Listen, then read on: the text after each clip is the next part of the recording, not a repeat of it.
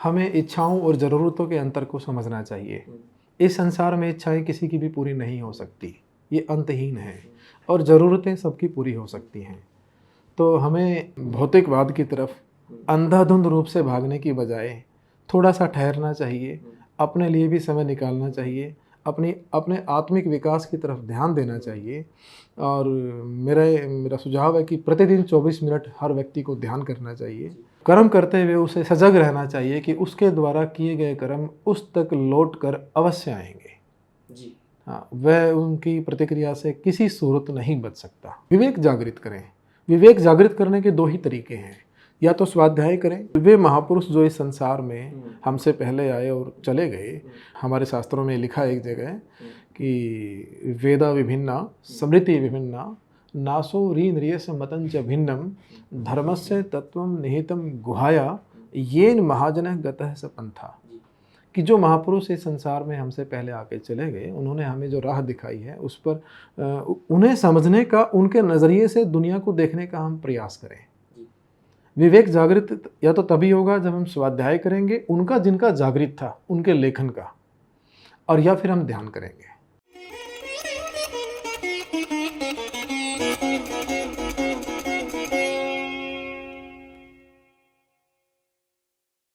नमस्ते। आज हम एक विशेष पुस्तक के बारे में और एक विशेष आविष्कार के बारे में चर्चा करने के लिए उपस्थित हैं। आज जो हमारे इस चर्चा के मुख्य वक्ता हैं आचार्य नवीन जी। आचार्य नवीन जी प्रणाम। हाँ, नमस्कार जी। आचार्य नवीन जी फिलॉसफी और सोशियोलॉजी में ग्रेजुएटेड हैं और मात्र 23 वर्ष की उम्र में उनको आचार्य की उपाधि मिल गई थी। वो भारत के यंगेस्ट टीचर हैं, 23 वर्ष की उम्र में, राइटर हैं, और उन्होंने टोटल 5 किताबें लिखी हैं और वो पहले एस्ट्रोलॉजर हैं जिन्होंने कॉस्मिक हॉरोस्कोप का इन्वेंशन किया। उनकी जो 5 पुस्तकें हैं उनका नाम है ज्योतिष रथ, मन की 100 बातें, पाई ऑफ माइंड, जीवन की पहेली और science of astrology. Shashikant Oak ji द्वारा लिखित पुस्तक नाड़ी ग्रंथ भविष्य में 46वें पृष्ठ में आचार्य नवीन जी का विवरण दिया गया है। मेरा पहला प्रश्न आपसे ये रहेगा कि आपकी रुचि कैसे ज्योतिष में आई, और हमने सुना है कि महज 12 वर्ष की उम्र में आपका अध्यात्म के प्रति एक गहरा रुझान था। इतनी छोटी सी उम्र में ऐसा कैसे हुआ? आप कुछ उसके बारे में बताइए। दरअसल ऐसा है, 12 वर्ष की उम्र में एक सूर्यास्त को देखने से मुझे अकेलेपन की अनुभूति हुई। मुझे लगा कि मैं अकेला हूँ, सूरज की तरह मैं भी अकेला और मुसाफिर हूँ। और वह अकेलेपन की अनुभूति जो है वह अंदर में इतनी गहराई तक चली गई, जिसके कारण मेरा ध्यान इस संसार में जो सार वस्तु है, ऐसा क्या है जिसको पाने के बाद और कुछ पाना बाकी न रहे, या जीवन की सार्थकता कैसे संभव है, उस तरफ मेरा गया। तो 12 वर्ष की उम्र से यानी कि मेरा अध्यात्म की तरफ रुझान हुआ। स्वाध्याय और ध्यान इत्यादि में मेरी रुचि हुई और ये मेरी रुचि गहराई तक चलती गई। अपनी आयु के 20वें वर्ष के 9वें महीने में मेरी एक महापुरुष से भेंट हुई जिनका नाम श्री राम दुबे था। वे स्वामी रामकृष्ण परमहंस सरीखे एक महात्मा थे, बीकानेर में वो रहते थे। जैसे ही उनसे मेरी पहली मुलाकात हुई और उन्होंने मुझे देखा तो उन्होंने मुझे कहा, हम आपको पिछले 3 जन्मों से जानते हैं। यह सुनकर मैं हैरान रह गया कि किस तरह से वो मेरे साथ इतने अपनेपन से पेश आए।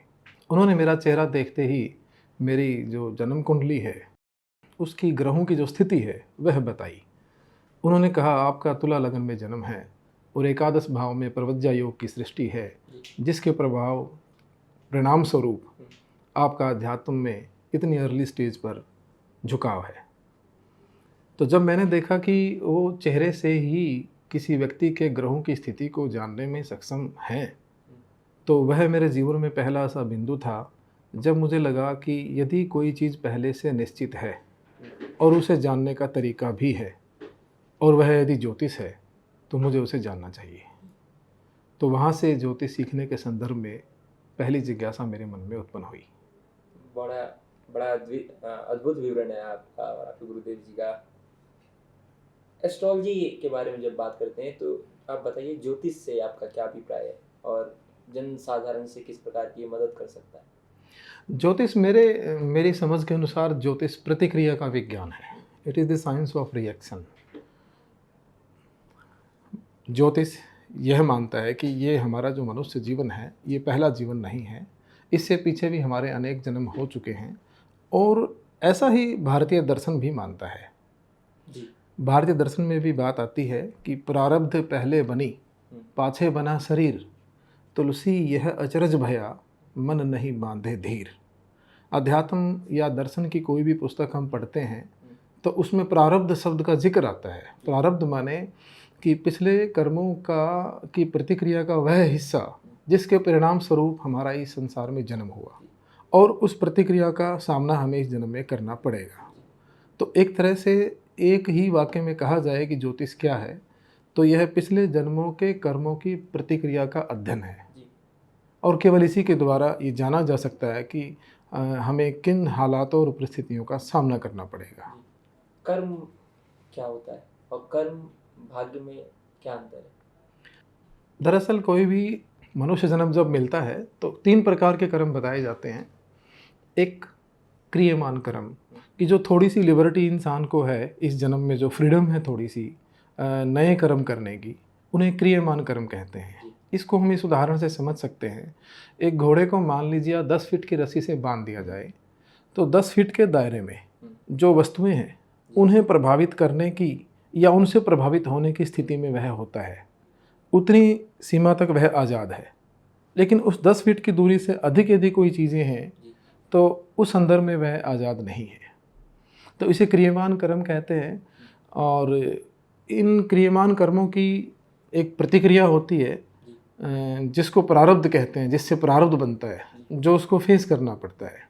इससे न्यूटन की गति के जो तीसरा नियम है, every action have reaction equal and opposite, इस तरह से भी हम समझ सकते हैं कि हर क्रिया की एक प्रतिक्रिया है, वह प्रतिक्रिया भाग्य कहलाती है। मैं अक्सर यह कहता हूँ, भाग्य प्रतिक्रिया है, प्रतिबंध नहीं। और एक जीवन में इंसान अनेक प्रकार के कर्म करता है, सभी कर्मों का भुगतान आने वाले किसी एक ही जन्म में संभव नहीं होता। तो जो कर्म बच जाते हैं, जिन कर्मों का भुगतान बच जाता है, उन्हें संचित कर्म कहते हैं, जो जन्म जन्मांतर से इंसान के इकट्ठा होते रहते हैं। तो ज्योतिष जो है सिर्फ प्रारब्ध कर्म को जानने की एक विज्ञान है, एक तरीका है। तो ये 3 प्रकार के कर्म हमारे दर्शन में बताए गए हैं। और भाग्य यही है, कर्मों की प्रतिक्रिया, जिसके हर इंसान जो कर्म करता है, जैसे मान लीजिए किसी ने कितना ही पढ़ा लिखा हो या अनपढ़ हो, यदि वो एक छत से नीचे की तरफ कूद गया है वो, तो ग्रेविटेशनल जो फोर्स है बगैर भेदभाव कर उस पर अपना असर डालेगी। ऐसे ही सभी इंसान जो भी कर्म करते हैं, कुछ तो इसी जीवन में भुगतान हो जाता है, लेकिन जिनका भुगतान इस जीवन में नहीं होता, तो जिनके आधार पर अगला जन्म निश्चित होता है, वो भाग्य कहलाते हैं।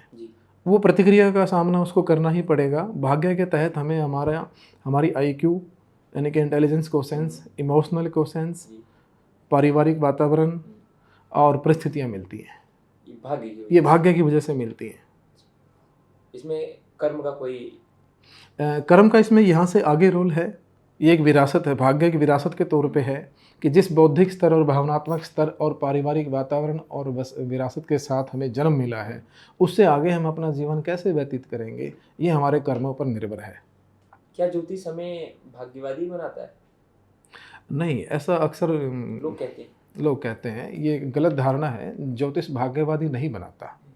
ज्योतिष मनुष्य को कर्म के महत्व को समझाता है। वो ये समझाता है कि आप अपने द्वारा किए गए कर्मों की प्रतिक्रिया से किसी भी सूरत में बच नहीं सकते। तो सही मायने में ज्योतिष कर्मों की प्रतिक्रिया को दृढ़ता से बताने वाला विज्ञान है, ताकि एक मनुष्य कर्म करते हुए सचेत रहे, वो कोई ऐसा कर्म ना करे जिसकी प्रतिक्रिया उसे पसंद ना हो। यदि अप्रिय प्रतिक्रिया से बचना है तो अप्रिय क्रिया से बचना चाहिए। तो ज्योतिष भाग्यवादी नहीं बनाता, ज्योतिष मनुष्य को कर्मों के प्रति सजगता सिखाता है, समर्पण का भाव लेके आता है, संतोष का भाव लेके आता है कि जरूरी नहीं। अब गीता में भगवान कृष्ण ने कहा कर्मण्येवाधिकारस्ते मा फलेषु कदाचन है, कि कर्म करने में ही तेरा अधिकार है, लेकिन फल में तुम्हारा अधिकार नहीं है। वह इसलिए ही कहा कि जरूरी नहीं जिस तरफ तुम जा रहे हो उस दिशा में या जिस इच्छा से जा रहे हो वैसा हो ही जाए। हो सकता है तुम्हारी प्रारब्ध ने कुछ अलग सोचा हो, तो वह दूसरी परिस्थितियां भी आपके समक्ष आ सकती है। ज्योतिष और अध्यात्म का आपस में क्या संबंध है? देखिए, वेद इस संसार की सबसे पौराणिक पुस्तकें मानी गई हैं, सबसे पुराने ग्रंथ माने गए हैं। तो मैं जैसे दर्शन शास्त्र का छात्र हूँ, तो फिलॉसफी पढ़ते हुए मैंने इस चीज़ को समझा भी, और बाद में अपनी आंतरिक चेतना से भी मैंने समझा। वो ये कि वेदों के 6 वेदांग हैं: शिक्षा, कल्प, निरुक्त, व्याकरण, छंद और ज्योतिष। तो ज्योतिष 6वां वेदांग है वेदों का। और ये इतना महत्वपूर्ण है कि महर्षियों ने ये कहा कि ज्योतिषम वेदानाम चक्षु, कि यह वेदों के चक्षु हैं। तो इतनी महत्ता इसकी दर्शाई गई। तो इसी प्रकार वेदों के 6 उपांग भी हैं, जिनको 6 फिलॉसफीज बोलते हैं, 6 दर्शन बोलते हैं: न्याय दर्शन, सांख्य दर्शन, योग दर्शन, मीमांसा दर्शन, वैशेषिक दर्शन और वेदांत दर्शन। तो वेदांग ज्योतिष और वेदांत दर्शन, ये वेदों से ही इनकी उत्पत्ति हुई है। और वेद एक तरह से आध्यात्मिक या अध्यात्म की तरफ ले जाने वाली पुस्तकों की तरह हमारा मार्गदर्शन करती हैं। तो ज्योतिष की पहली चीज़ तो ये कि ये वेदों की एक शाखा है। वैदिक शाखा होने के कारण अध्यात्म से इसका सीधा संबंध है। फिर जो मैंने अपना आंतरिक जो समय के साथ साथ अनुभव रहा, मैंने महसूस किया सूर्य को आत्मा कहा गया, चंद्रमा को मन कहा गया, और बाकी जो 5 ग्रह हैं ये 5 ज्ञानेंद्रियों की तरह हैं। और इन 5 ज्ञानेंद्रियों में फिर जो चंद्रमा जो है, चंद्रमा का जो कृष्ण पक्ष है ये राहु कहलाता है, और उजला हुआ पक्ष केतु कहलाता है। तो सूर्य, आत्मा, चंद्रमा, मन और बाकी 5 ज्ञानेंद्रियां, इनके मिलने से ही हमारा शरीर बना।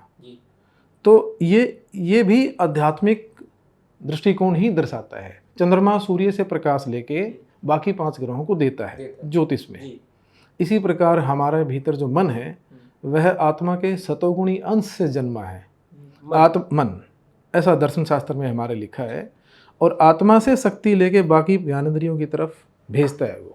तो एक तरह से देखा जाए जो बाहर है वही भीतर है। मन पर ज्यादा प्रभाव सद्गुणी का रहता है, रजो तमो का रहता है? तीनों गुणों का रहता है। तीनों गुणों में से किसी भी गुण का रह सकता है। ये हमारे पूर्व जन्मों की यात्रा कैसी रही उस पर निर्भर करता है।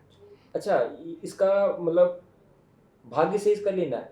हाँ, भाग्य से लेना हो जाएगा। जी हाँ, भाग्य पिछले जन्मों के जो कर्म और जो आदतें, जो इच्छाएं, जो अनिच्छाएं, वे सब इस जन्म में आके हमारे भाग्य का रूप लेती हैं, परिस्थितियों के सहित। आचार्य जी, आपने बहुत ही सुंदरता से सभी विषयों को बहुत बारीकी से समझाया। ज्योतिष के उपायों के बारे में आपका क्या विचार है? ज्योतिष में 2 ही प्रकार के उपाय बताए गए हैं यदि हम समझें तो। दान और ध्यान। जैसे किसी भी ग्रह से जब कोई पीड़ा जाहिर होती है, कोई कष्ट जाहिर होता है, तो उस ग्रह विशेष से संबंधित किसी मंत्र के जप के लिए बोला जाता है। तो देखा जाए तो यह एक प्रकार का ध्यान है। या उससे संबंधित वस्तुओं के दान, वस्तुओं का उससे संबंधित व्यक्तियों को दान के बारे में कहा जाता है।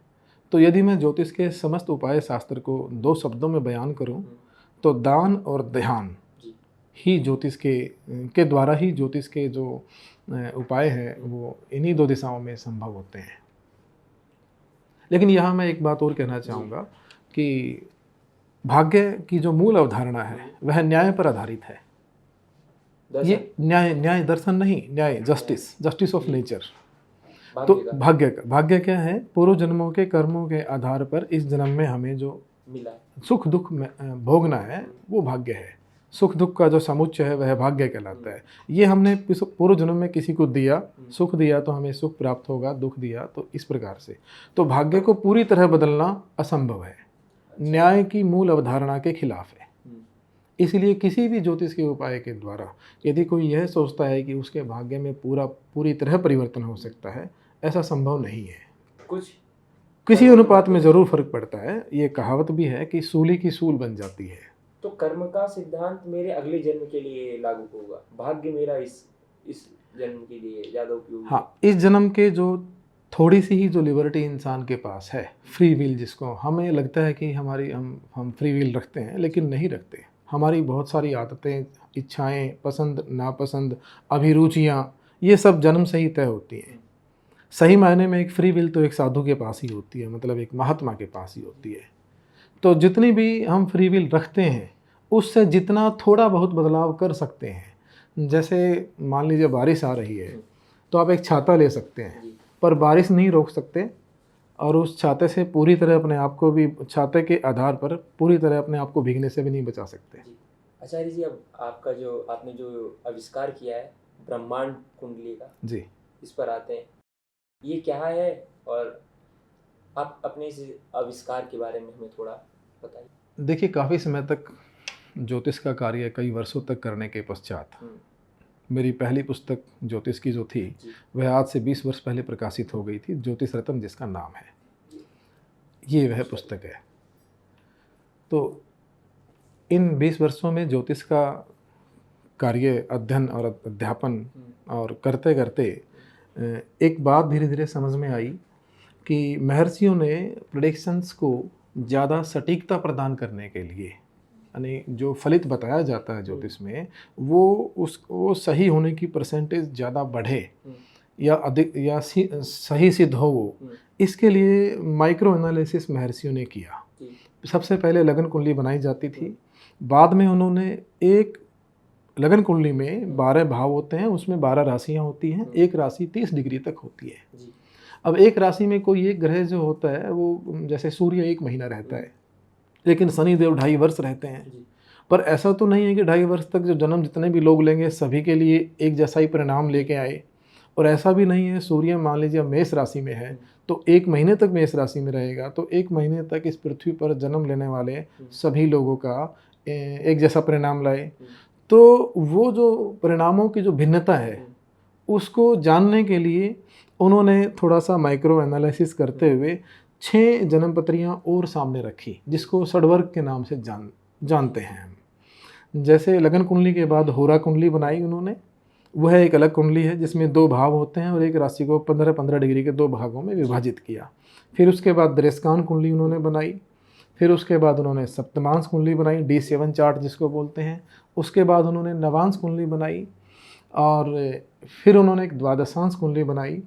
और तो उन सभी कुंडलियों को देखने के बाद ही एक एस्ट्रोलॉजर को प्रेडिक्शंस करनी चाहिए, ऐसा महर्षियों का विचार था कि तुरंत प्रेडिक्शंस करना संभव नहीं है, ना ही करनी चाहिए।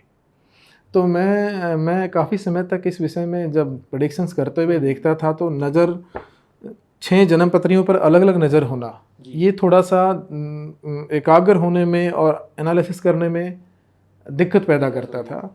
तो मन में एक विचार आया कि क्या ऐसा संभव है कि 7 जन्मपत्रियाँ, 6 जन्मपत्रियों षड्वर्ग जिसको बोलते, उन सहित एक नक्षत्र कुंडली की भी वैल्यू होती है। क्या ऐसा संभव है कि उन सभी को एक नज़र में देखा जा सके, अलग अलग पृष्ठों पे देखने की बजाय, अलग अलग चार्टों में देखने की बजाय एक ही नज़र में देखा जा सके? क्या ऐसा संभव है? तो इस तरह से मेरे मन में एक विचार आया। उस विचार पर धीरे धीरे मैं प्रयास करता रहा। तो कुछ वर्षों की मेहनत के बाद मैं ये चार्ट बना पाया, ये कुंडली की खोज कर पाया। कब की आपने इसकी खोज? ये 2020 में मैंने इसकी खोज की। 4 साल पहले। इस कुंडली को मैंने नाम दिया ब्रह्मांड कुंडली। अब इसमें आप देख रहे हैं, इसमें 7 चक्र हैं जी। 1, 1, 2, 3, 4, 5, 6, 7। तो ये राशि कुंडली है जिसको D1 चार्ट बोलते हैं। ये कुंडली है। इसके बाद एक राशि के 2 हिस्से कर दिए 15-15 डिग्री के, ये होरा कुंडली है।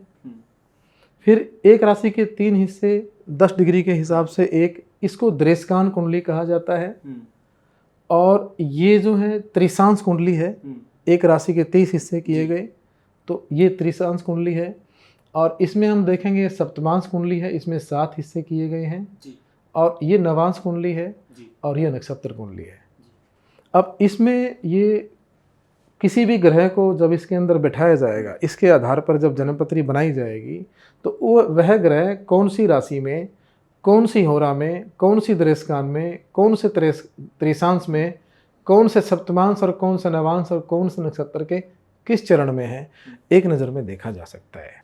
आप इन सातों चक्रों के बारे में विस्तार से, और ताकि जो हमारे व्यूअर्स हैं वो बड़ी आसानी से समझ पाए कि एक्चुअल में ये कैसे काम करता है। वैसे ये समझाना ज्योतिषीय दृष्टिकोण से है तो मुश्किल, थोड़ी सी मैं कोशिश करता हूँ। लगन कुंडली एक मनुष्य के जीवन की जो भाग्य है उसकी एक मोटी रूपरेखा हमें प्रस्तुत करती है। ये बीच वाला जो चक्कर है जी, इसमें ग्रह बैठा दिए जाएंगे। ठीक है। आप इसमें जो 3 तीर के जो निशान देख रहे हैं, ये एक तरह से हम देखेंगे कि राशियाँ 12 होती है, मेष से कर्क तक। 4 राशियाँ सृष्टि खंड की होती हैं, 4 स्थिति खंड की होती हैं और 4 संहार खंड की होती हैं। तो ये तीर वो रेखा है जहाँ राशि और नक्षत्र एक साथ खत्म होते हैं। हम ये देखेंगे इसमें, तो वृश्चिक राशि यहाँ पर ज्येष्ठा नक्षत्र में यहाँ समाप्त हो जाती है, यही नक्षत्र समाप्त होता है और यही राशि समाप्त होती है। तो 6 मूल नक्षत्र ज्योतिष में कहे जाते हैं। तो इन 3 राशियों के दोनों तरफ के जो ज्वाइंट जो हैं, जैसे मूल और ज्येष्ठा, मघा और अश्लेषा और अश्वनी और रेवती, ये मूल नक्षत्र क्योंकि ये जोड़ पर पड़ते हैं कहलाते हैं।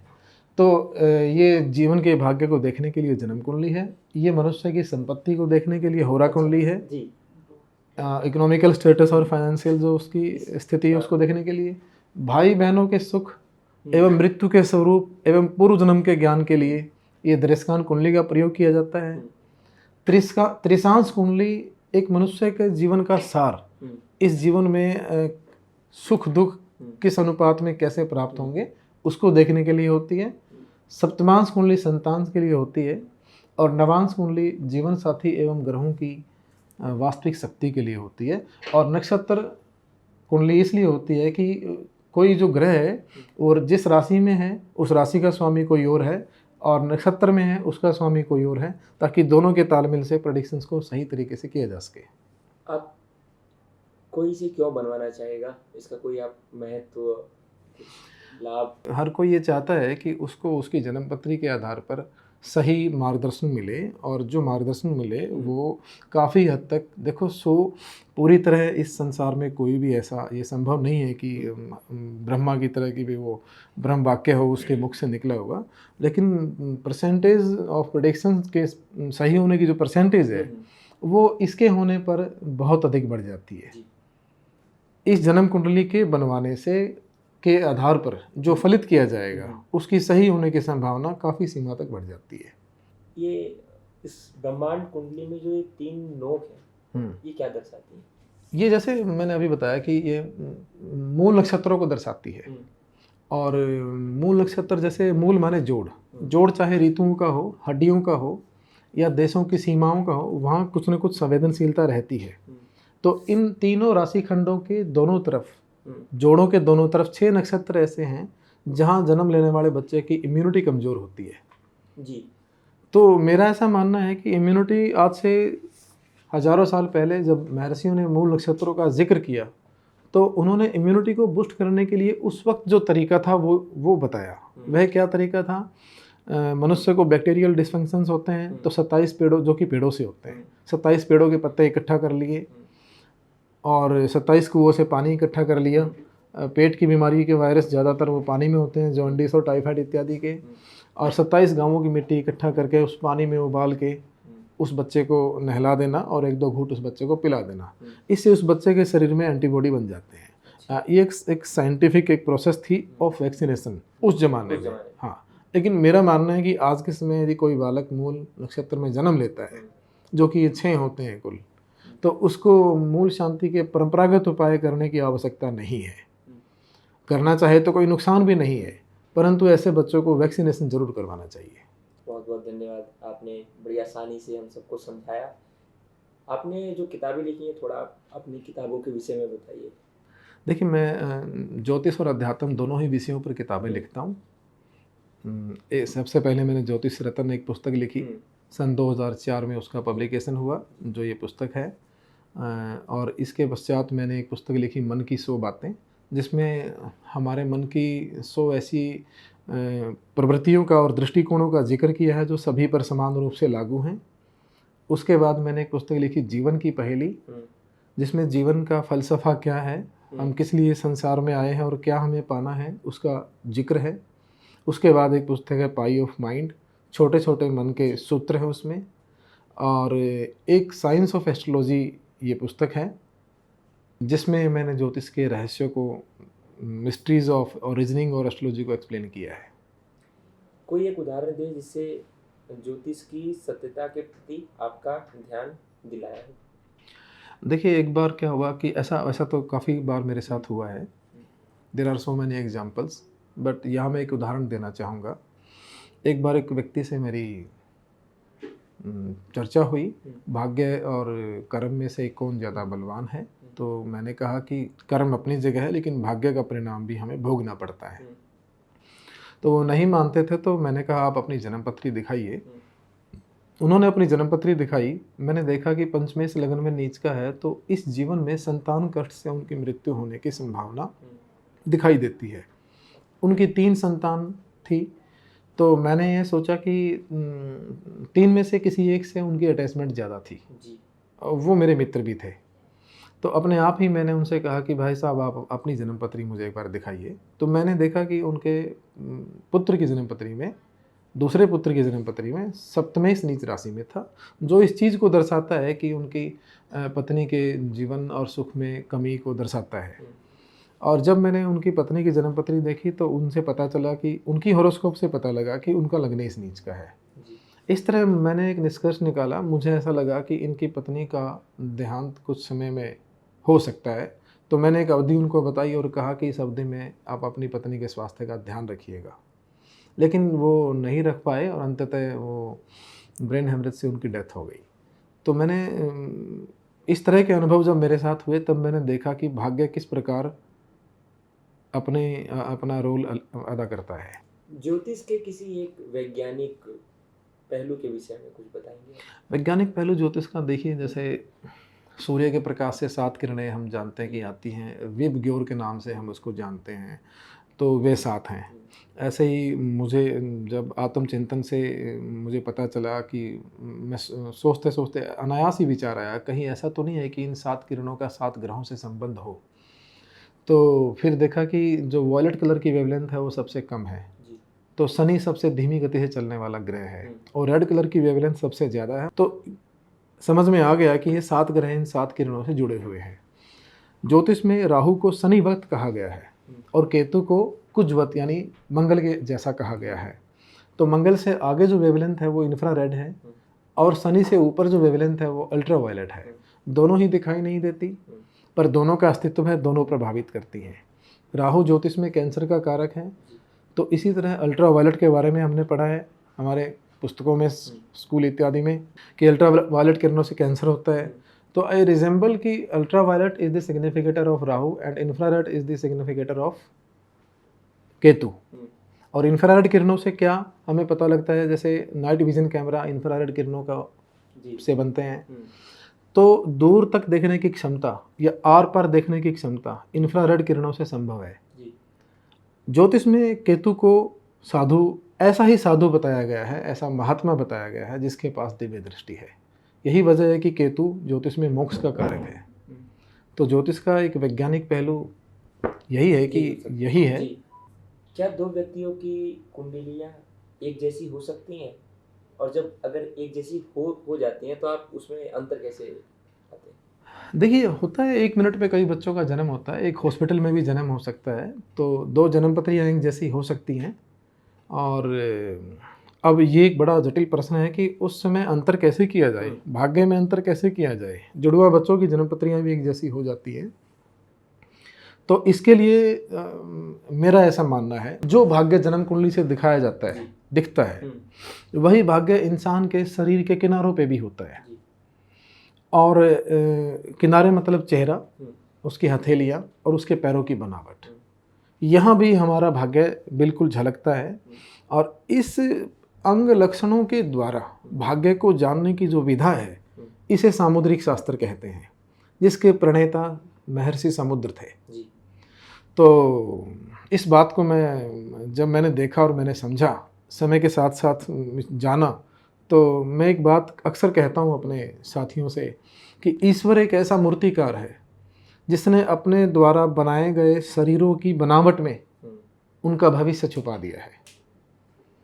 तो इसीलिए जब मैं प्रेडिक्शंस इत्यादि करता हूँ, तो ये जन्मपत्री दो एक सी होने के बावजूद भी अंतर करने के लिए मैं जो मेरे पास कोई क्लाइंट आता है, जिज्ञासु आता है, तो उसके हाथ पैरों की बनावट की फ़ोटो इत्यादि को देखता हूँ और सामने मिलने पर भी इन चीज़ों पर मैं गौर करता हूँ। कौन सी राशि देखनी चाहिए, सूर्य राशि या चंद्र की? देखिए, जब सिकंदर भारत में आए तो उनको अलेक्जेंडर द ग्रेट इसलिए कहते हैं क्योंकि वो अपने साथ विद्वानों की टोली लेके चला करते थे। वो सभी देशों के विद्वानों को सम्मान देते थे। तो जब वो भारत आए तो उन्होंने भारत में उनका रहने का समय बहुत थोड़ा था, 6 ही महीने वो रुक पाए। तो उनके साथ जो विद्वान थे उन्होंने देखा कि यहाँ ज्योतिष विज्ञान एक ये भविष्य बताने की एक ऐसी कला है जिसका बिल्कुल विधिवत रूप से अध्ययन किया जा सकता है। तो उन्होंने थोड़े समय तक तो यहाँ रह के सीखा, और चूंकि वो जल्दी चले गए तो यहाँ से कुछ पुस्तकें वो पाश्चात्य जगत में, यूरोपियन कंट्रीज में वापस लेकर चले गए।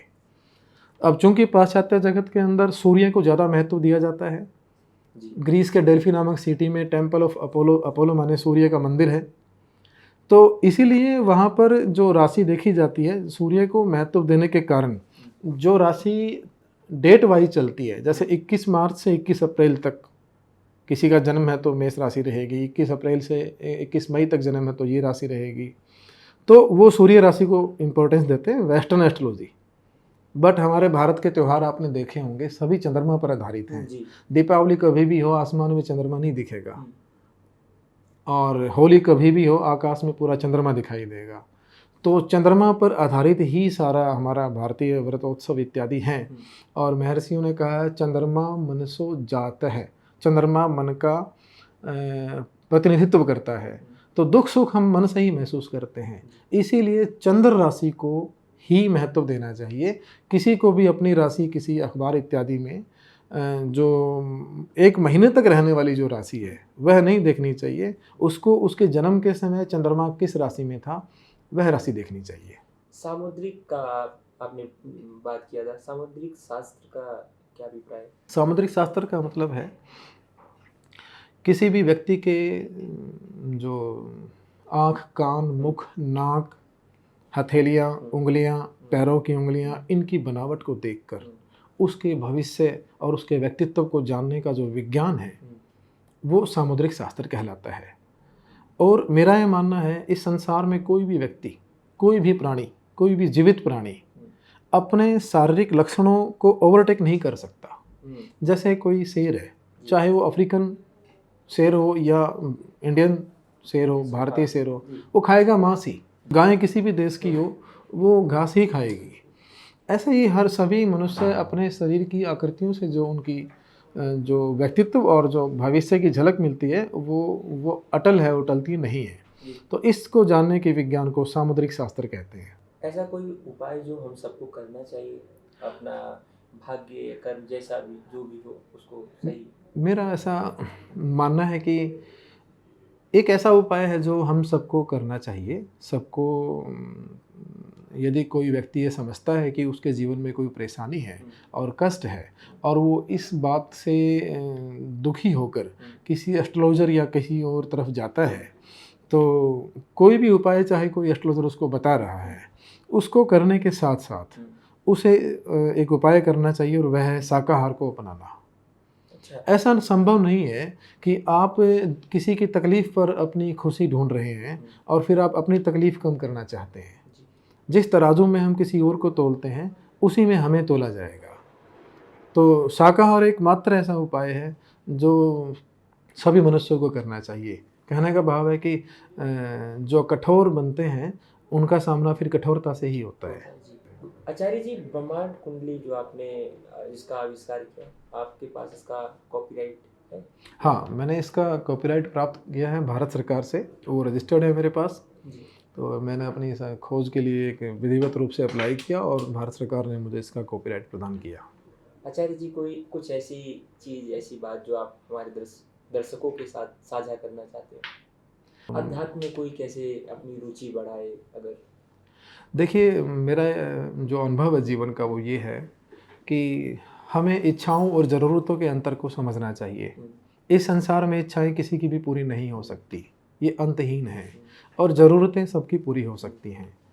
तो हमें भौतिकवाद की तरफ हुँ, अंधाधुंध रूप से भागने की बजाय थोड़ा-सा ठहरना चाहिए, हुँ, अपने लिए भी समय निकालना चाहिए, अपने आत्मिक विकास की तरफ ध्यान देना चाहिए। और मेरा सुझाव है कि प्रतिदिन 24 मिनट हर व्यक्ति को ध्यान करना चाहिए। कर्म करते हुए उसे सजग रहना चाहिए कि उसके द्वारा किए गए कर्म उस तक लौट कर अवश्य आएँगे। जी। हाँ, वह उनकी प्रतिक्रिया से किसी सूरत नहीं बच सकता। कैसे बचा जाए कुछ गलत? अप्रिय क्रिया से बचें। हम अप्रिय रिएक्शन, यदि हम नहीं चाहते कि हमारे साथ हिंसा हो तो हम हिंसा न करें। जो हम स्वयं के साथ, वो कहते हैं ना, do unto with others as you wish to be done bye.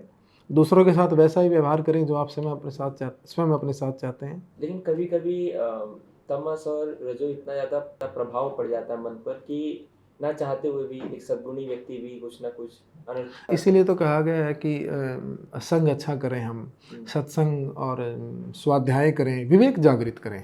विवेक जागृत करने के दो ही तरीके हैं, या तो स्वाध्याय करें। वे महापुरुष जो इस संसार में हुँ, हमसे पहले आए और चले गए, हुँ, हमारे शास्त्रों में लिखा है एक जगह हुँ, कि वेदा विभिन्ना स्मृति विभिन्ना नासो रीन्द्रियस मतंच भिन्नम धर्मस्य तत्वम निहितम गुहाया येन महाजनः गतः स पंथा। जी, कि जो महापुरुष इस संसार में हमसे पहले आके चले गए, उन्होंने हमें जो राह दिखाई है उस पर उन्हें समझने का, उनके नज़रिए से दुनिया को देखने का हम प्रयास करें। जी। विवेक जागृत या तो तभी होगा जब हम स्वाध्याय करेंगे उनका, जिनका जागृत था, उनके लेखन का, और या फिर हम ध्यान करेंगे।